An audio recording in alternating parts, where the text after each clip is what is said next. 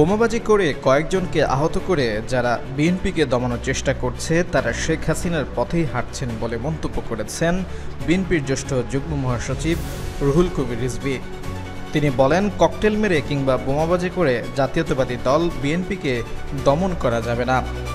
শনিবার রাতে নয়াপল্টনে বিএনপির কেন্দ্রীয় কার্যালয়ে সংবাদ সম্মেলনে তিনি এই মন্তব্য করেন। রিজভী বলেন, আপনারা যে পথে হাঁটছেন এটা শেখ হাসিনার পথ। তারা শেখ হাসিনার পথে হাঁটছে আর ভাবছে এই পথ সাকসেস।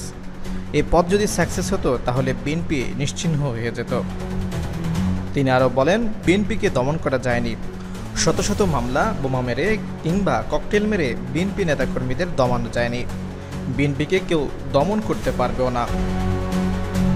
এর আগে রাজধানীর নয়াপল্টনে বিএনপির কেন্দ্রীয় কার্যালয়ের সামনে ককটেল বিস্ফোরণের ঘটনা ঘটে। শনিবার রাত 10:15 দিকে দুষ্কৃতকারীরা এই বিস্ফোরণ ঘটায়। বিষয়টি নিশ্চিত করে বিএনপি নির্বাহী কমিটির সদস্য মোহাম্মদ আব্দুস সত্তার পাটোয়ারি বলেন, দুর্বৃত্তরা ককটেল বিস্ফোরণ ঘটিয়ে চলে যায়। এ ঘটনায় কোনো হতাহতের খবর পাওয়া যায়নি।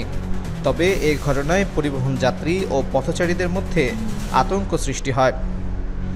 পল্টন থানার ভারপ্রাপ্ত কর্মকর্তা নাসিরুল আমিনও বিষয়টি গণমাধ্যমকে নিশ্চিত করেছেন।